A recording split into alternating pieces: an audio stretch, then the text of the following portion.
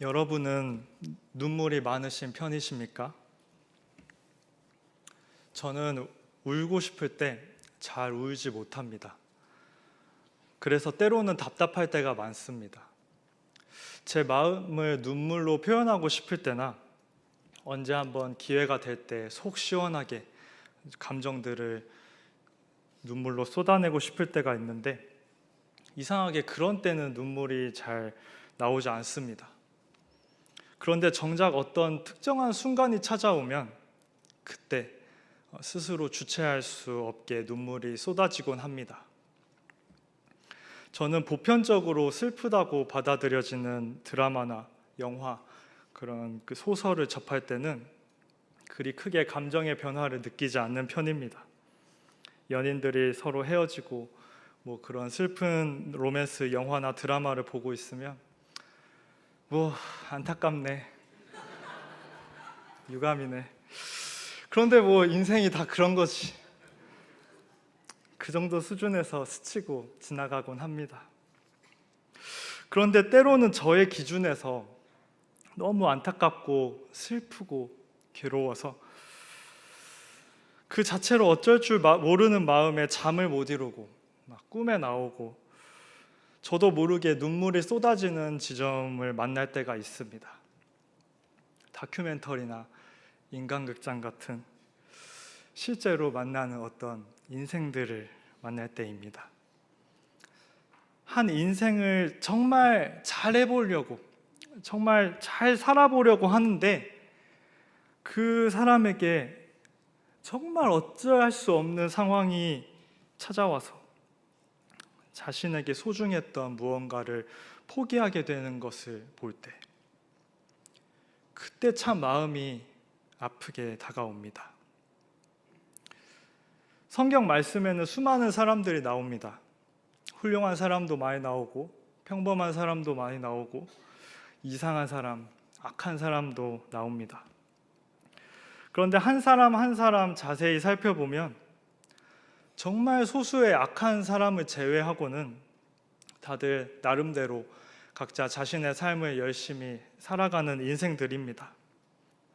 다만 우리에게 주어진 이 말씀의 입장에서 다른 무엇이 아니라 하나님의 입장에서 하나님의 시선으로 한 사람이 평가받고 한 사람의 삶이 드러난다는 차이가 있습니다. 그런데 삶이 참 어려운 것은 바로 그 하나님 앞에서 내가 정말 이것만큼은 어쩔 수 없다 여겨지는 부분이 충돌하는 것 같은 순간이 찾아올 때가 꼭 있고 바로 그 지점에서 비극적인 결론이 나고야 마는 인생들이 성경에는 보여지곤 합니다. 그렇게 말씀을 읽다 보면 유독 마음이 아프고 안타까운 사람들이 있습니다. 오늘은 그렇게 저의 마음 안에 담겨있는 사람인 엘리 제사장에 대해서 나누고자 합니다. 엘리 제사장은 사사시대에 이스라엘 백성들을 사사로서 40년이라는 시간에 걸쳐서 이끌어 왔습니다. 사무엘이 태어나기 이전부터 실로에 있는 하나님의 전의 자리를 지켰던 엘리는 98세가 될 때까지 이스라엘 백성들을 돌보았고 사무엘도 엘리의 보호와 지도 아래서 자라났습니다. 엘리는 오랜 시간 이스라엘 백성들과 사무엘의 안전한 품이 되어 주었습니다. 하지만 엘리에게는 큰 근심이자 괴로움이 한 가지 있었습니다. 바로 엘리의 두 아들 홈니와 비느하스가 큰 걱정거리였습니다. 엘리의 두 아들도 역시 아버지의 뒤를 이어서 제사장 직분을 어린 소년의 때에서부터 감당해 왔던 것으로 보입니다. 하지만 아들들은 아버지와 달랐습니다. 아들들은 백성들이 하나님 앞으로 가져오는 거룩한 예물들에 함부로 손을 대어 더럽히고 욕심으로 갈취하고 하나님께 드려지는 예배를 우스운 것으로 여기며 하나님을 두려워할 줄 몰랐습니다. 그 죄는 심각한 것이었습니다. 하지만 엘리는 기다렸습니다. 한동안은 그저 아이들이 철이 없는 것이라 여기고 넘어갔을 수 있습니다. 아직은 자신들의 행동에 대해서 잘 몰라서, 아직 어려서 시간이 지나면 돌이키고 깨달을 것이라 여기면서 외면했을 수 있습니다. 아들들이 장차 감당해야 될 제사장 가문의 무게가 너무 커서 그 마음에 어려움이 많아 그렇다 이해해 보려 했을 수 있습니다. 그렇게 시간이 흘렀습니다. 그런데 문제가 해결이 되지가 않습니다. 그 후로 얼마나 시간이 흘렀는지 모릅니다. 엘리가 매우 늙었습니다. 아들들은 이제 더 이상 소년이 아니었습니다. 이제 온 이스라엘이 그 아들들이 행한 악행들로 신음했습니다. 스스로 하나님께 정결히 자신의 삶을 드리고자 했던 여인들을 함부로 범했습니다. 모든 백성들이 그 악행의 극심함에 치를 떨었습니다. 엘리는 아들들에게 간절히 애원합니다. 내 아들들아, 그리하지 말라.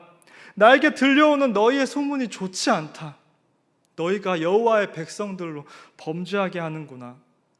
아들들아, 사람이 사람에게 범죄하면 하나님이 심판하시려니와 만일 사람이 여호와께 범죄하면 누가 그를 위하여 간구하겠느냐.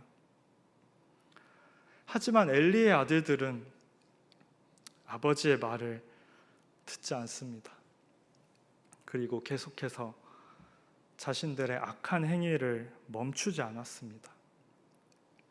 그 사이에 사무엘은 점점 자라났고 시간은 또 흘러갔습니다. 어느 날 하나님의 사람이 엘리에게 찾아왔습니다. 그리고 하나님의 말씀을 전합니다. 어찌하여 내가 내 처소에서 명령한 내 재물과 예물을 밟으며 내 아들들을 나보다 더 중히 여겨 내 백성 이스라엘이 드리는 가장 좋은 것으로 너희들을 살찌게 하느냐? 내가 전에 내 집과 내 조상의 집이 내 앞에 영원히 행하리라 하였으나 이제 나 여호와가 말하노니 결단코 그렇게 하지 아니하리라. 나를 존중히 여기는 자를 내가 존중히 여기고 나를 멸시하는 자를 내가 경멸하리라. 그리고 여호와의 말씀은 희귀해졌습니다. 이스라엘 백성과 엘리의 집에 임하는 하나님의 임재의 능력은 점차 보이지 않게 되었습니다. 엘리는 눈이 어두워 잘 보지 못하게 되었습니다. 오늘 말씀은 여기에서 시작이 됩니다. 엘리가 잠자리에 누웠습니다. 하나님의 등불은 꺼지지 않았고 사무엘도 누웠습니다. 그런데 벼랑간 사무엘이 엘리에게 찾아옵니다. 그리고 묻습니다. 부르셨나요? 제가 여기 있습니다. 엘리는 사무엘에게 말합니다. 부른 적이 없단다. 들어가 자거라. 그런데 사무엘이 또다시 찾아옵니다. 부르셨나요? 제가 여기 있습니다. 엘리가 부드럽게 사무엘에게 대답해 줍니다. 아들아, 부른 적이 없으니 다시 들어가 자거라. 그런데 또다시 사무엘이 찾아옵니다. 부르셨나요? 제가 여기 있습니다. 그때 엘리는 깨달았습니다. 하나님께서 이 아이를 부르셨구나. 그리고 사무엘에게 말합니다. 다시 들어가서 눕거라. 그리고 누군가 너를 부르시면 이렇게 말하거라. 여호와여 말씀하옵소서. 주의 종이 듣겠나이다. 사무엘은 자신의 자리로 돌아갔습니다. 그리고 사무엘은 하나님에게 응답했습니다. 말씀하옵소서. 주의 종이 듣겠나이다. 이 장면은 사무엘에게 주로 초점이 맞추어지곤 합니다. 사무엘이 주인공 맞습니다. 사무엘이 선택받았고 이 장면 이후로 하나님께서는 사무엘에게 말씀하시고 사무엘을 통해서 이스라엘 백성들을 구하시고 이끄십니다. 그런데 저는 이게 참 마음이 아팠습니다. 엘리에게 아들들이 있는데 그 아들들이 악한 것이 엘리의 죄가 되고 엘리와 하나님 사이의 관계가 끊어지는 이유가 되는 것이 참 잔인하게 여겨졌습니다. 엘리도 노력했지 않습니까? 아들들을 꾸짖고 훈계하고 바른 길로 인도하려고 했는데, 잘해 보려고 했는데, 그 아들들이 악한 것을, 그 아들들이 말을 듣지 않는 것을 어떻게 합니까? 사실 누구보다 마음 아팠던 것은 하나님과 아들들 사이에서, 백성들과 아들들 사이에서 끊임없이 죄인 돼서 고개 들지 못해야 했던 아버지 엘리 아니겠습니까? 엘리는 다른 무엇이 아닌 자신의 자식 때문에 모든 것을 잃어갑니다. 백성들을 다스릴 판단력도, 거룩한 가문으로서 백성들에게 받던 존경과 사랑도, 그리고 하나님으로부터의 은혜와 이끄심도 잃어버립니다. 하지만 무엇이 소중하냐의 문제를 두고서 그럼에도 자녀에 대해서 포기할 수 없었던 엘리의 마음이 저에게는 엘리의 삶에서 어찌할 수 없었던 부분으로, 선택의 문제가 아니었던 부분으로 여겨져서 마음이 아팠습니다. 어쩌면 엘리는 억울한 입장마저도 자식을 향한 그 마음 하나로 다 감당한 사람이 아니겠습니까? 그런데 참 묘한 것은 사무엘도 이후에 이스라엘 백성들을 사사로서 오랜 시간 다스렸고, 사무엘에게도 요엘과 아비야라는 아들들이 있었습니다. 그리고 그 아들들도 사사가 되었고 백성들을 다스렸습니다. 하지만 아버지와 달리 그 아들들 역시 악했고, 이스라엘의 모든 백성들이 사무엘에게 나아와 항의하기에 이릅니다. 사무엘에게도 자기 자식의 문제만큼은 어찌할 수 없었던 영역이었습니다. 그런데 사무엘과 하나님 사이의 관계가 끊어지지는 않았습니다. 도대체 엘리와 사무엘은 무슨 차이가 있었습니까? 엘리는 끝까지 놓지 못했습니다. 그 오랜 시간 동안의 경고와 권유와 애원이 있었음에도 결국 엘리의 아들들은 하나님의 저주와 심판이 있기까지 아무런 변화 없이 그 지위와 역할을 유지했습니다. 하지만 사무엘은 백성들의 항의와 왕에 대한 요구가 있을 때 하나님께 기도하며 그 뜻을 물었고, 사무엘의 아들들 대신에 사울이라는 새로운 지도자를 세웠고, 사무엘의 아들들은 그 이후로 말씀에 직접적인 언급도 등장도 하지 않습니다. 정말 안타깝지만 차이가 있었습니다. 그리고 그 차이가 결정적이었습니다. 하나님께서는 엘리를 향해 말씀하셨습니다. 어찌하여 내 아들들을 나보다 더 중히 여겨 내 백성 이스라엘이 드리는 가장 좋은 것으로 너희들을 살찌게 하느냐. 엘리의 인생에서의 비극은 어찌 보면 아들 둔 한 아버지의 안타까운 삶으로 여겨지지만, 하나님은 엘리와 엘리의 아들들을 하나로 묶어서 너희라 부르시며 꾸짖으십니다. 오랜 시간 동안에 거친 그 엘리의 주저함 가운데에는 결국 엘리 자신이 무엇을 사랑하는지, 무엇을 위해 자신이 살며 무엇의 소리를 듣고 무엇을 보며 사느냐, 그 문제가 담겨 있었습니다. 오늘 본문에서는 무려 3번이나 같은 상황이 반복됩니다. 사무엘이 계속해서 엘리의 앞에 나아옵니다. 당신이 나를 부르시기로 내가 여기 있나이다. 아니다, 나는 부르지 아니하였으니 돌아가라. 당신이 나를 부르시기로 내가 여기 있나이다. 아니다, 부르지 아니하였다. 돌아가라. 당신이 나를 부르시기로 내가 여기 있나이다. 이 장면 속에는 진정으로 하나님께서 엘리에게서 보기를 원하셨던 모습이 담겨 있습니다.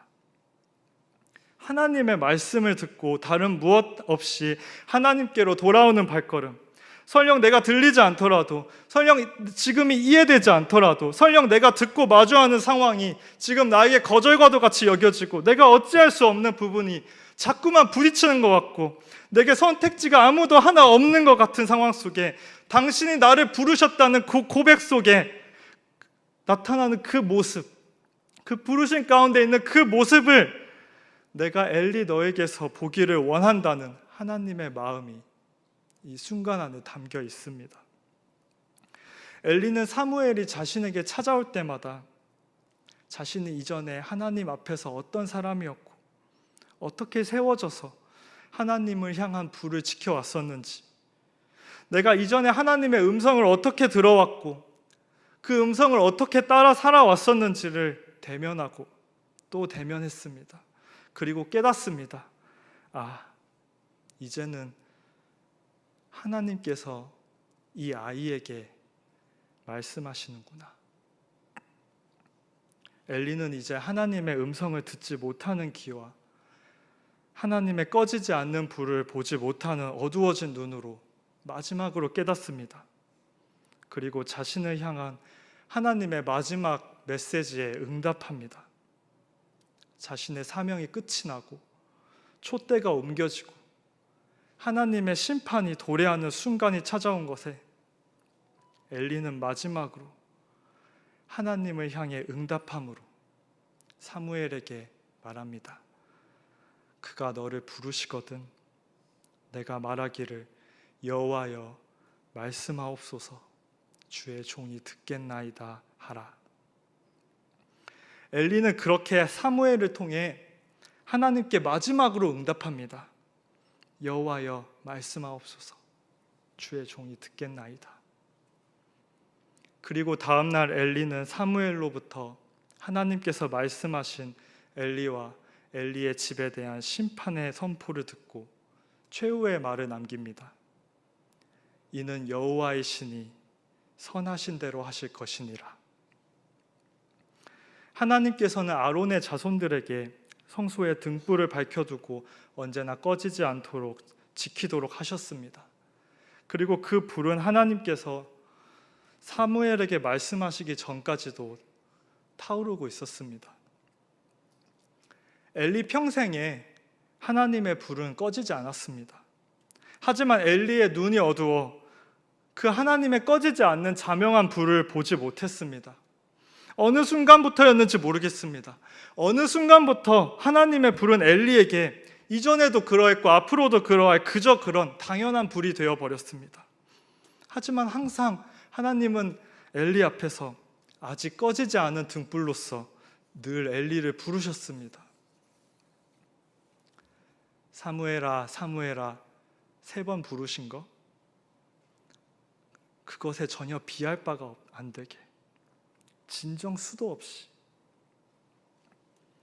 하나님의 불이 엘리 평생에 그 모든 순간에 하나님께서는 엘리야 너가 돌이키기를 원한다. 너의 손에 쥐고 있는 것들을 놓고 너의 손에 가리우고 있는 너의 눈을 가리우는 것들을 내려놓고 너가 나의 앞에 서기를 원한다. 너가 나의 말을 듣기를 원하고 나의 말에 응답하기를 원한다. 그렇게 하나님은 말씀하셔왔고 기다려왔는데 결국 엘리는 자신의 마지막 순간에 이르러서야 이제는 하나님께서 사무엘을 통해 말씀하시는 것을 보게 되고 그것이 하나님의 심판이라는 아픈 결론을 듣게 됩니다.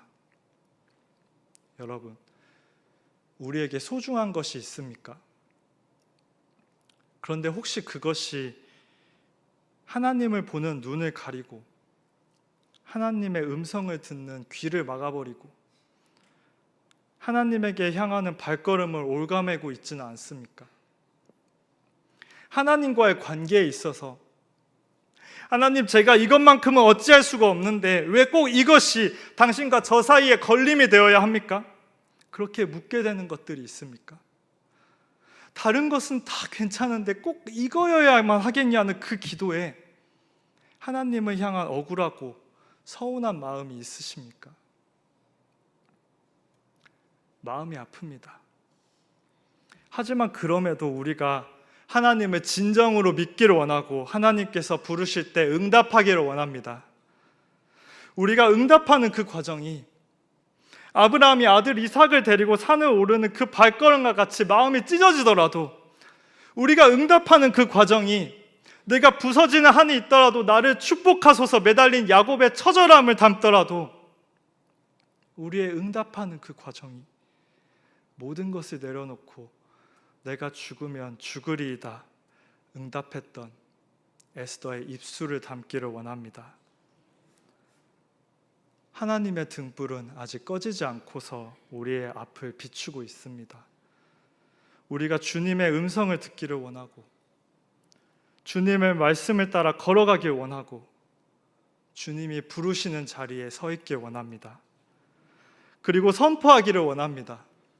슬픔의 소리가 아니라, 애통함과 후회의 소리가 아니라, 기쁨과 감사와 소망을 담은 소리로 하나님께 응답하길 바랍니다.